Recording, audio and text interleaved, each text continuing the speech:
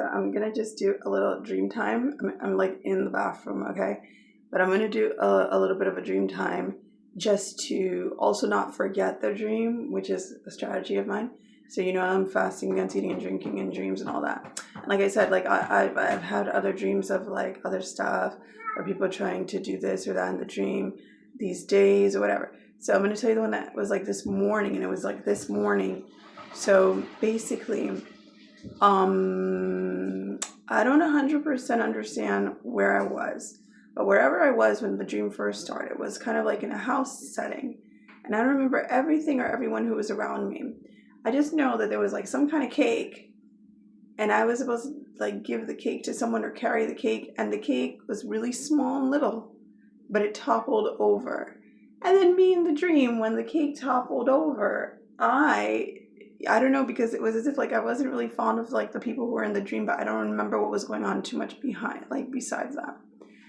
I started to, of course, like a crazy person, eat the cake. Like I started to like just take big like jumbo bites of the cake that was now broken, because I'm like, well, now it's broken, so they're not going to use it or whatever. And it was like small. And then I remember like I saw the table.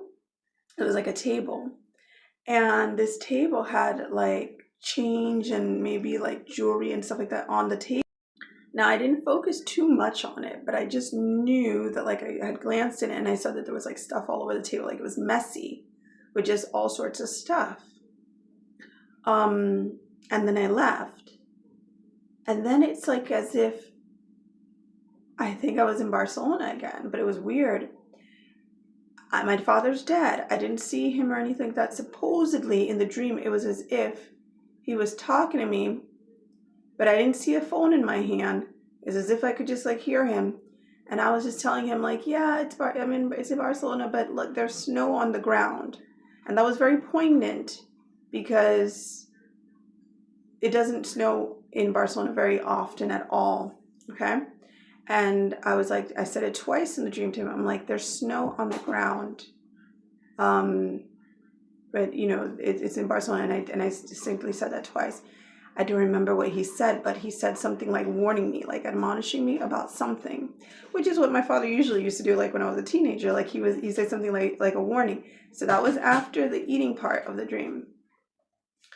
So I go into this kind of like, it looked like kind of as if it was like a Subway, but then it turned out it was like a pharmacy, because in the end, that's what I remember that I was in. I was like in a pharmacy.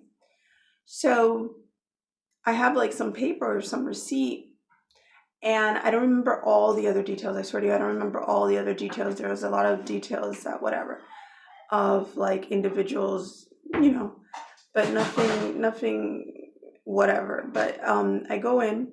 I'm going to tell you the things I remember that were poignant. So I go in, and it's like I'm there with this receipt as if I'm there to pick something up.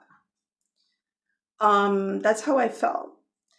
So as I'm waiting to be attended, I guess, I'm like walking upstairs. I think I tell the lady, like, I have this receipt, whatever, I give it to her.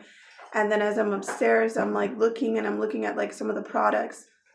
So there's like, because I do work with a company that's from Korea. So I saw it was just really weird and random, like Korean face products, but it looked like it was a bottle of honey or something. I don't know, but supposedly there was stuff to put on your face. So I was like kind of looking at it, and there was like a guy there, like an older man, and he's like, "Oh, he's over there if you want to go get the face products." And so when I saw a couple people like standing next to her, like looking at her facial products, because she had like whitening creams and all of this. Because I know I passed it when I went in, and then I came back and I just wanted to look at like what she had. So as I'm standing there, it's for some reason like her stuff is there, but it's not exactly on the shelf. Behind her are books, and most of the books are occultic books. They're like books about like spirituality. And I'm just like kind of looking also at the books. So a lady, some Landia, a dream character, pops up next to me. And, I guess she sees that I'm also looking at the books and looking at what the lady has. And she says something like, just randomly, when people are doing witchcraft to you, you need the Bible. And then the lady who's supposed to be selling me the products She gets irate and puts up her hand like this in the air and says something weird, right? So by her acting like that, like I kind of like leave. I'm like, what a weirdo.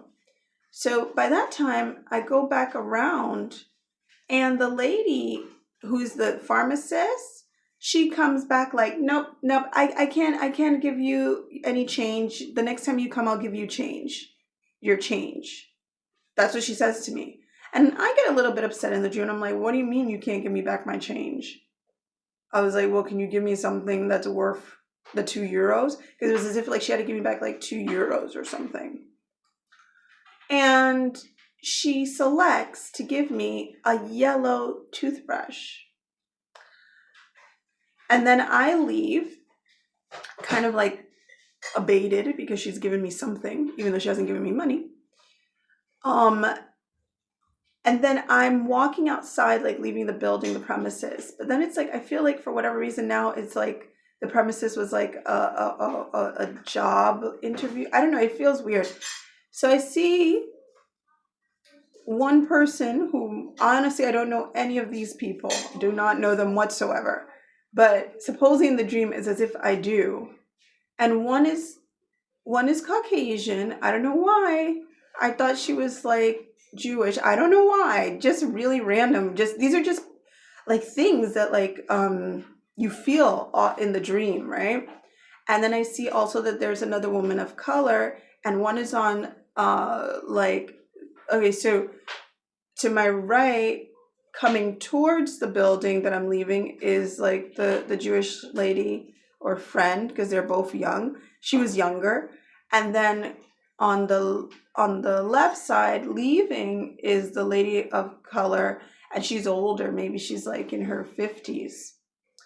And yeah, so I'm passing almost by the woman of color, and I see her, and it's as if I know them both.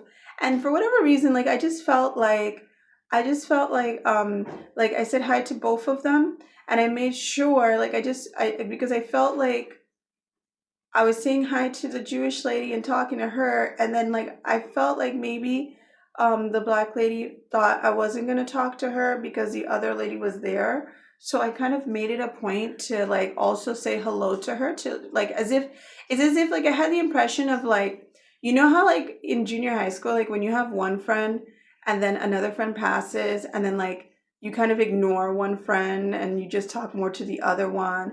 And I just really wanted to make sure that nobody felt like on both sides that I was like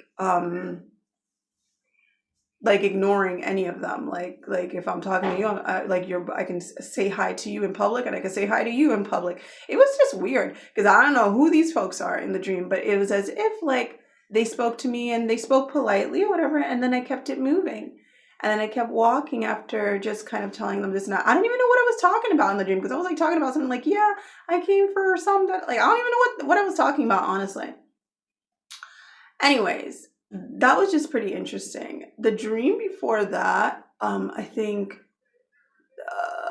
last night, not last night, that's going into this morning, because that dream, like I said, I had it like 7 in the morning, and now it's like 11 in the morning because I woke up to pray around 4, and then I didn't go back to sleep till 7. But the night before that, I dreamt my daughter's father, and he's diabolical. And it was as if he was trying to, like, okay, so what happens sometimes, I might have to do a part 2, that in the dreams, like sometimes when I'm breaking things, the dream characters or the spirits or whatever might come to me and like reconfirm, like, oh, so that wasn't you? Oh, you didn't do that? Something like this, as if like, now they're trying to figure out like who needs to take karmic responsibility. And I saw their father, and it was as if like, I don't know, like people were asking me like, did somebody come to you? Da, da, da. And I don't even remember. I rebuked it entirely. Just seeing their father, I rebuked it entirely, because knowing them, they be trying to like pass off their karmic debts to other relatives and all this. So I rebuked all that. With this dream, I just rebuked in general, just eating. And I feel like the toothbrush is also symbolic of like, go clean your mouth. You've eaten something dirty. And, you know, I don't know, and not making the exact transaction, although we did an exchange. So I rebuked all exchanges and transactions as well. Psalm 141, may the Lord guard your mouth from eating any dainties of the enemy. Things like that. That's what you should read. Something that is also pretty cool, um, that I've always noticed, and that has always been a situation related to, again, the dreams and everything, is like in my original TikTok, you can always go to my old TikTok where I do the dream times. There's a whole like section just of dream time videos. I really don't go on to that TikTok too much because I've already told you, like, they like shadow banned me. And not only that, like, they closed it down once, they reopened it, and then they blocked all of my videos that were like just normal videos, and they flagged them. And to this day, they have not like helped me to unflag it. I can't, like pass it through so that they can check it, because it doesn't let me send any kind of appeal for any of the videos. And it's 100+ videos with just random things. It was like my kids and everything dancing, like it was like silly stuff. So I'll try to just keep up with that. But anyways, what I noticed in a lot of my dreams, I definitely know that my father, okay, who honestly he divorced my mom when I was like 9, and he went to live in Miami when we were still in New York, and then he died just the month before my daughter, who's 14, was going to be born. And I hadn't seen him. I had my daughter at 28, and I hadn't seen my father from the time I was, in the States. And not only that, but from the age of 13, because that was the last time that I went to Miami. After that, like, he never really came to New York, and I never went back to Miami. So I had a lot of years actually that, since the age of like 13, that that I didn't see my dad. But we would talk on the phone, but it's not the same thing. And I would say, like I always say, he didn't always send money, whatever, but he would call. That he would do. When I look at my father now, and I look at my mother, and I know now who my mother was in my life. She's a narcissist and all the things she did, and I understand all of the spiritual attack that's been happening and everything like this. And I see that she was the one that was the gatekeeper. She was the handler, right? And if you know, like, well, obviously you wouldn't know, but my father, a lot of things that happened to him, the women that he met after he was with my mom, it's very clear. I feel more in common with my father spiritually, because I do feel that his soul was also kind of like targeted in a way. Not targeted, like, I mean, in a different way, because,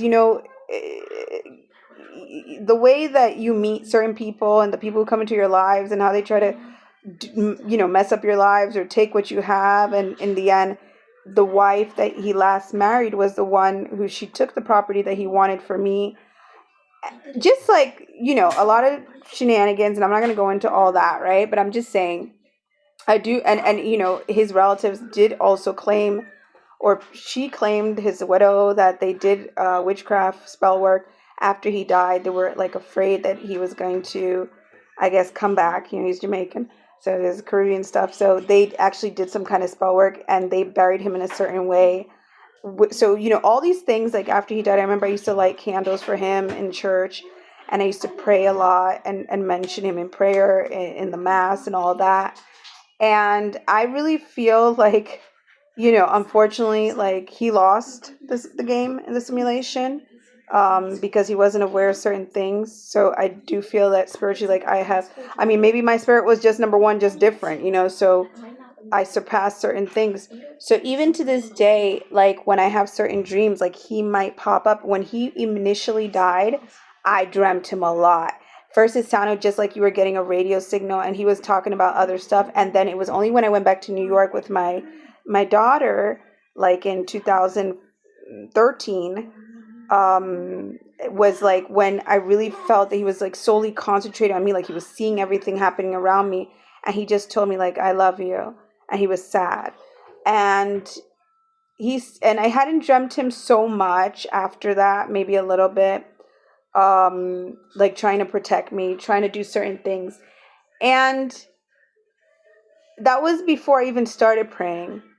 And I would really hope, and I love now that, because I pray more and everything like this, I hope he feels more at rest, in the sense of, like he sees that I'm divinely protected, and I already have, because even when, in other words, when I'm having these dreams and maybe my father might pop up or something like that, or try to warn me, like I said in this dream, or like I remember the one that I had when I was in Spain that was very significant, where I said this black old lady kept showing up, and I was like, who is that old lady? Because she don't look like my grandma.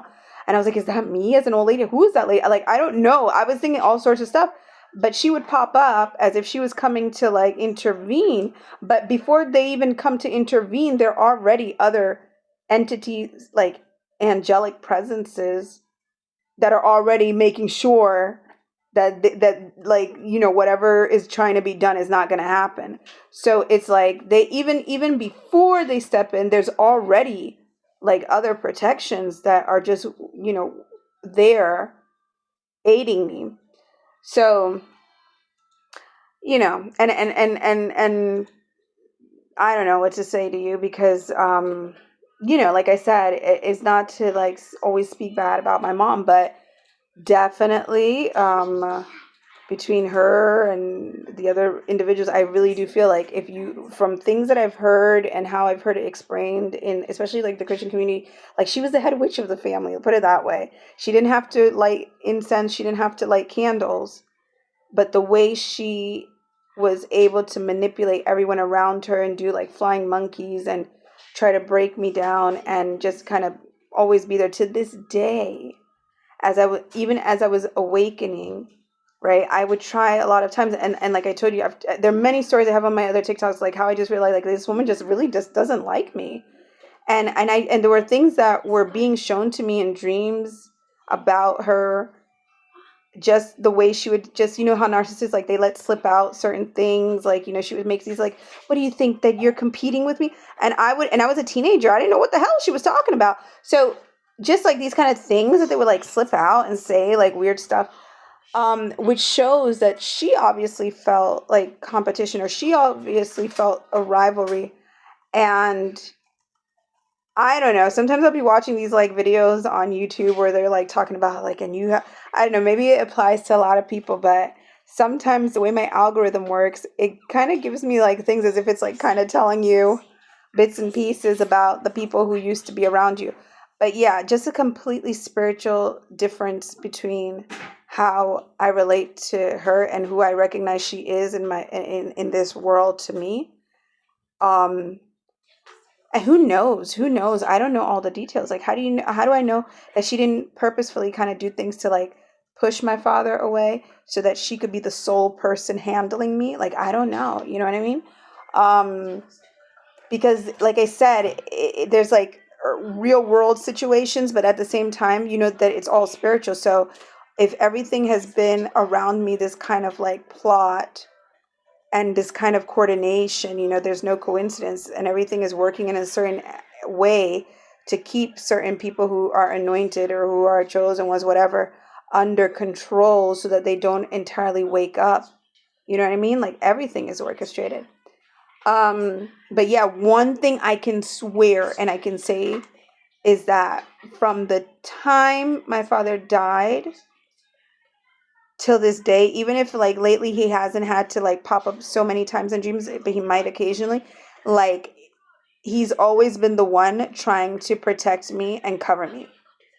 Whereas I realize that this woman in this real waking life, who is my mother, has been doing the complete opposite, trying to destroy me and do other things maybe behind my back and speak like it's so crazy. It's ironic. So, I don't know what to say. Like I said, he never really paid a lot of things for me per se. And maybe he didn't have all the best education because he was from, he's from the countryside. He's from Negril. He's from the country. And he's not like educated like that. And my mother, on the contrary, was like a teacher, and she taught this and she taught that, and she was very educated, and she paid for my college and Catholic school and all these kind of cultural things, right?